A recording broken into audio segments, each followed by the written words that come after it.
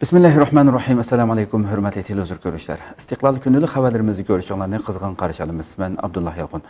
Programmamizda vatanimiz Sharq Turkiston va dunyoda bo'lib o'tgan kun tartibidagi xabarlarni huzuringizga sunish qilishimiz. Qaynamizda diqqatinglar ekranimiz bo'lsin.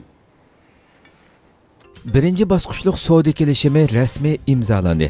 Amerika prezidenti Tramp bilan Xitoy muavin bosh ministri Liu He 15 yanvar Oqsaroyda birinchi bosqichlik savdo kelishimini rasmiy imzoladi. BBC to'rining bu vaqtdagi xabarda bildirilishicha, Tramp kelishim imzolanishdan burun buning hozirgacha ko'rilgan eng chong kelishim ekanligini, Amerikaning iqtisodiy ahvoliga yangicha tus kirgizadiganligini ta'kidladi. Kelishim imzolangandan keyin Liu He ikkala tarafning o'rtaq manfaatga erishganligini bildirdi. Bu kelishimnoma ko'plagan nuqtalarni o'z ichiga olgan bo'lib, savdo jihatda Xitoy kelgusi 2 yil ichida Amerikaning 200 milliard dollar qimmatidagi yezi egilik, energiya va ishlab chiqarish mahsulotlarini va mulozimatlarni setib olishga va'da bergan. Tamojni beji jihatda ikkala taraf bir qism qo'shimcha tamojni bejini amaldan qoldirgan bo'lib, Amerika Xitoyning 120 milliard dollarlik meylidan elindigan qo'shimcha tamojni bejini 7,5% ga tushirgan. Ammo Xitoyning 250 milliard dollarlik meylidan elindigan 25% lik qo'shimcha tamojni beji o'zgarmagan bo'lib, buning ikkinchi bosqichlik kelishimda muzokara qilinganligi bildirilgan. Bulardan sirt Xitoydan aqliy mulkni qo'g'dash, soxta moldan saqlanish, texnika o'tinib berishga majburlashning oldini olish qatorliq masalalarga aloqador qonun nizomlarini kuchaytirish talab qilingan. Xitoy bundan keyin Amerika shirkatlarini texnika o'tinib berishga majburlamaydiganligi haqida va'da bergan. Ikki taraf bu kelishimnomaning amaliy ijro qilinishi haqida muzokaralashgan bo'lib, aloqador talablar o'z vaqtida amaliylashmasa, tamojni bejini o'stirish qatorliq turli jazolarning yurgizilganligi ta'kidlangan. Navbatda Xitoyga qarshi har sohazatlar bu kelishim sababli Amerika hukumatining Sharq Turkiston va Hong Kong masalasiga tutgan kaskin maydonida o'zgarish bo'lib qolishidan andisha qilayotganligini bildirishmoqda. Amerika Davlat Majlisi a'zolari Donald Trampga Uyg'urlar masalasini yana bir qatim eslatdi.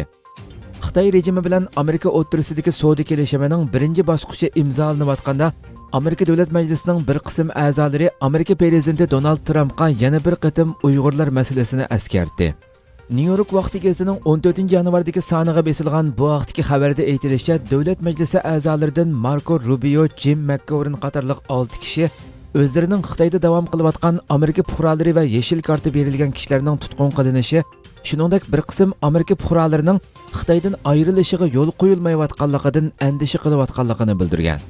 Ularning prezident Donald Trampga yo'llagan birlashma maktubida, biz sizni qadrdon kishilari Xitoyda qamoqqa ilingan Amerika fuqarolari bilan yuzturani ko'rishishga da'vat qilamiz. Shundaqla bu masalani rais Xi Jinping bilan bo'lgan suhbatda o'ttirg'a qo'yishingizni so'raymiz deyilgan. Ularning maktubida Xitoyda qo'lga ilingan 7 kishining ismi berilgan bo'lib, ular Amerika fuqarosi va yeshil karta olganlar ekan. Bu maktubda alohida qilib Sharq Turkistondan Amerikaga kelgan hamda yeshil karta berilgan bir qism kishilarning ahvoli ta'kidlanib, bu kishilar hozir Sharq Turkistonda qamoqqa ilingan. U joyda bo'lsa hozir 1,800,000 Uyg'ur va boshqa turkiy xalq qamoqqa ilinib bo'ldi deyilgan. Ma'lum bo'lishicha, bu qatimgi maktubda ismi tilga ilingan kishilar ichida Uyg'urlar yo'q ekan. Ammo ba'zi analizchilar maktubda yeshil karta berilgan bir qism kishilarning Sharq Turkistonda qamoqqa ilinishining alohida eskartilishini Uyg'urlar uchun zo'r ijobiy qimmatga ega deb qaramoqda ekan. Xi Jinping zo'r mablag' va'dasi bilan Bermani ziyorat qilmoqchi.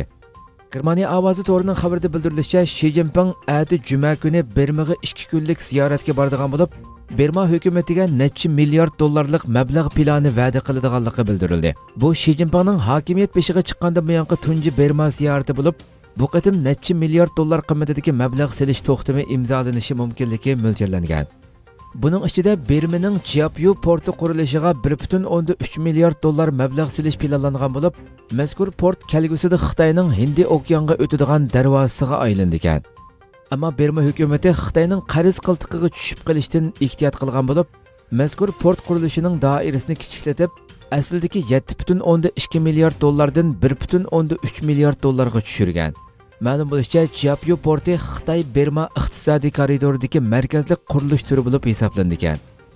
Undan boshqa port atrofiga zo'r ko'lamdagi kiyim-kechak va yemaklik pishiqlab ishlash sanoat rayoni qurish planlangan va 400 ming ish o'rni ta'minlanganligi bildirilgan. Ammo yana bir qism kishilar yerlik fuqarolarning bu plandan ko'p manfaatga erisholmaydiganligini bildirishgan. Analizchilar Xi Jinpingning bu qatimqi ziyorat orqali yana Arakandagi irqiy qirg'inchilik masalasida Birma rahbari Aung San Suu Kyi'ni qo'llaydiganligini bildirmoqchi ekanligini ko'rsatib o'tgan.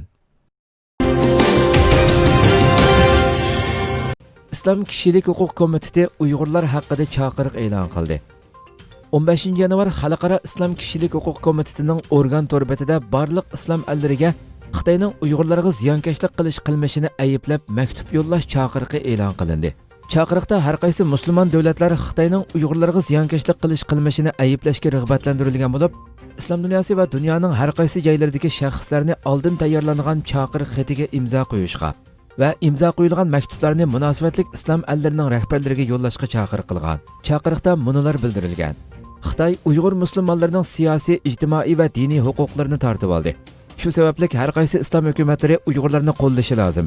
Xitoyning Uyg'ur musulmonlariga qilayotgan yo'lsizliklarni cheklash uchun Xitoy bilan bo'lgan barliq hamkorlikni bekor qilish, Xitoyga qo'yilgan embargoni Xitoyning Uyg'urlarga qilayotgan ziyonkashlikni oxirlashtirganga qadar davomlashtirish kerak. Ma'lum bo'lishicha, mazkur maktub yo'llanadigan islom allari Pokiston, Indoneziya, Turkiya, Malayziya, Iron qatorliq davlatlar bo'lib, bu chaqiriq Xitoyning Sharq Turkistondagi bostirish, islom diniga qilingan dushmanlik qilmishlari avjiga chiqayotgan bir paytda e'lon qilindi. Xalqaro Islom Kishilik Huquq Komitetining bu faoliyati texmo ko'p kishilarning Sharq Turkiston xalqiga bo'lgan hissdoshligini qo'lga keltirishda yaxshi unumi bo'lishi kutilmoqda. Hong Kong xalqining Tayvan mustaqilligini qo'llash nisbati tarixdagi yuqori chekka yetdi. 15 yanvar Fransiya agentligi bergan xabarda ma'lum bo'lishicha, Hong Kong xalqining Tayvan bilan Tibetning mustaqilligini qo'llash nisbati tarixdagi eng yuqori chekka yetgan. 14 yanvar Hong Kong Xalq Ra'yi tadqiqot markazi yangi bir tekshirish dokumenti e'lon qilgan bo'lib, dokumentda Hong Kong xalqining Tayvan bilan Tibetning mustaqilligini qo'llash jihatda tarixdagi eng yuqori darajaga yetganligi bildirildi. Hong Kong rayonlik parlament a'zosi Wu Kuntay bu haqda to'xtalib, tutqunlarni Xitoyga qaytarish qonuniga qarshi namoyish qilingan 8 oydan beri Hong Kong xalqining Xitoyning boshqarishi ostida yashash orzusidan voz kechganligini, xalq kuchi orqali jamiyatni o'zgartirish qaroriga kelganligini bildirdi. Mazkur dokument yana oldingi hafta 1011 Hong Konglikni aralab ziyorat qilganligi, bular ichida 48% kishining Tayvan mustaqilligini qo'llaganligi, buning 1993-yildan beri eng yuqori saviyaga yetganligi, undan boshqa ziyorat qilingan xalqning tangdan to'lisi Tayvanning qayta Birlashgan Millatlar Tashkilotiga a'zo bo'lishini qo'llaydiganligi ko'rsatildi. Ularning qarashicha, bir davlatda ikki xil tuzum Tayvanga mos kelmaydigan bo'lib, ikki qirg'oq xalqining buningga qarata ishonchi yo'q ekanligini bildirgan. Tekshirish dokumentida yana 8% xalqning Tibet mustaqilligini qo'llaydiganligi bildirilgan bo'lib, 1993-yilga solishtirganda eng yuqori chekka yetganligi. Undan boshqa Hong Kong xalqining Xitoy kommunistlariga qarshi maydonida ko'rinarli o'zgarishlarning bo'lganligi bildirilgan. Xitoy rejimi kishilik huquqqa dunyoviy tahdid.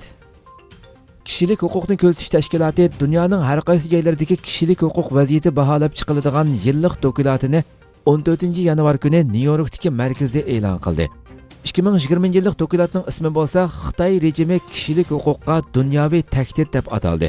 Dokumentning ismidan ma'lum bo'lganda, kishilik huquqni ko'zatish tashkiloti dunyo jamoatchiligini va har qaysi hukumatlarni Xitoyning dunyodagi demokratiyadan iborat bu asosiy iqimiga paydo qilayotgan tahdidi haqida ogohlantirdi. Mazkur organning direktori Candice Ross dokumentning e'lon qilinish munosabati bilan maxsus bayonot e'lon qildi. U bayonotida Xitoy rejimining o'z hokimiyatini besim qilish orqali saqlab kelayotganligini, Xitoyning hamda bu kuchini dunyoning boshqa joylarida ham ishlatishga urinayotganligini ta'kidladi va Xitoy rejimi zo'r ko'lamli nazorat sistemasi barpo qilish orqali mutlaq kontrollikni ishga oshirdi. Amdilikda u iqtisodiy va diplomatik kuchidan foydalanib turib, uni zulm siyosati uchun javobgarlikka tortmoqchi bo'layotgan yer shariviy tirishchanliklarni yo'q qilmoqchi bo'layotdi.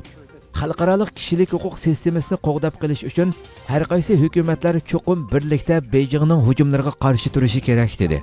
Dokumentda Xitoy rejimining Sharq Turkistonda 1 milliondan ortiq Uyg'ur va boshqa musulmon millatlarni lagerga qamaganligi, ularning gen uchurlarini yig'ib, zo'r sonliq ma'lumot ombiri qurganligi, ota-onalari lagerlarga so'langan bolalarning yotoqliq maktablarga yig'ib olinganligi, lager tutqunlarining navbatda zavodlarda majburiy emgakka selinayotganligidek mazmunlar tafsili o'rin olgan. Kishilik huquqni ko'zitish tashkiloti direktori Candice Ross bayonotdagi so'zida Sharq Turkistonda yo'l qo'yilgan lagerlarga qarata xalqarada yetarli inkas chiqmaganligini bildirdi. U Xitoy rejimi bir balvoq bir yo'l qurilishi va boshqa qurilishlarni va'da qilib, bir qism davlatlarning sukutini setib olganligini, Xitoyning yana har qaysi hukumatlar va shirkatlarni Xitoy bozoridan cheklash tahdidi orqali jimoqtirayotganligini ta'kidladi. U yana Birlashgan Millatlar Tashkilotining kishilik huquq uchun bir ovoz bo'lishdek alohidaligining Xitoyning zarbasiga uchraganligi va buningda Xitoyning belgilik natija qozonganligini eskartib, hatto Birlashgan Millatlar Tashkiloti bosh sekretari Antonio Guterres cheg'ida Xitoy rejimini Sharq Turkistondagi musulmonlarga qartilgan zo'r ko'lamli tutqunni oyoqlashtirishga ochiq oshkora holda chaqirishni rad qildi dedi. U so'zida bu vaqt Xitoyning dunyodagi kishilik huquq sistemasiga qilayotgan hujumini oyoqlashtiradigan vaqtdir deb chaqiriq qildi. Anadolu Yoshlar Jamiyati Nuzgum jamiyatini ziyorat qildi. 15 yanvar Anadolu Yoshlar Jamiyati Osman G'azi ayollar sho'basining raisi Fatima xonimning yetakchiligidagi bir hay'at Sharq Turkiston Nuzgum va Kultur oila jamiyatini ziyorat qildi.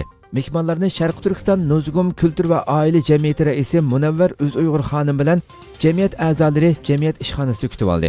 Ziyorat davomida mehmonlarga Sharq Turkistonning qisqacha tarixi, Xitoyning Sharq Turkistonda yurgizayotgan bostirish siyosati, Sharq Turkiston muhojirlarining o'zi turayotgan davlatlarda elib berayotgan da'vo xizmatlari, Sharq Turkiston davosida yo'liqqan qiyinchiliklar tafsiliy tunishtirildi.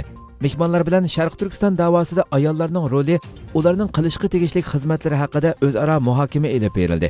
Turk ayollarining Sharq Turkiston davosida ansarlik rolini texmi yaxshi joriy qildirish haqida umid va tilaklar bildirildi. Oxirida mehmonlar Sharq Turkiston davosini qo'llab kelayotgan bo'lsa-mu, biroq Sharq Turkiston haqida bilmaydiganlarning ko'p ekanligini, bundan keyin qarallik uchrashib turadiganligini bildirishdi. Bugun Aqsuda kuchlik yer tavridi. Xitoy yer tavrashni ko'zitish markazining bildirishicha, bugun vatanimizning Aqsu viloyatida 5.6 ball yer tavrigan bo'lib, yerning 16 kilometr chuqurligida maydonga kelgan yer tavrashda o'lgan yoki yaralanganlar bor yo'qligi haqida Xitoy hech qanday ma'lumot e'lon qilmadi. Alloh xalqimizni o'z panohida saqlasin. Hurmatli televizor ko'ruvchilar, shuna qilib bugungi xabarlarimiz mushu yerda oxirlashdi. Inshaalloh atki xabarimizni ko'rishgacha sizlarni Janobiy Alloh topshiramiz. Shunda qilib program oxirida ekran orqasidagi barcha xizmatdoshlarimga ko'pdan ko'p rahmat aytaman. Assalomu alaykum va rahmatulloh.